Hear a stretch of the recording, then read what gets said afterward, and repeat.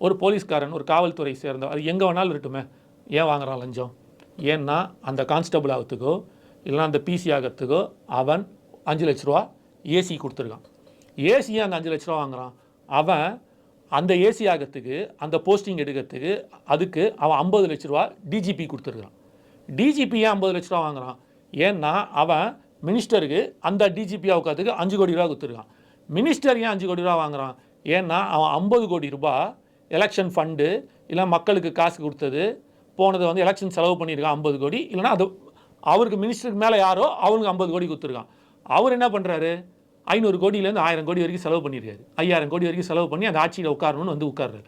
அப்போ இந்த entire system இருக்குல்ல, மேலே ஆரம்பிக்குதுல்ல தலைவன் கிட்டேருந்து, இங்கே ஆரம்பிக்கிற அந்த தவறு கீழே வரைக்கும் வருது. அப்போ அது மக்கள்கிட்ட கொண்டு போய் நிற்கிது. இப்போ இது 2 இடத்துல பார்க்கணும். தலைவன் கரெக்டாக இருந்தான்னா அவன் காசு வாங்க மாட்டான், அவர் வாங்கலைன்னா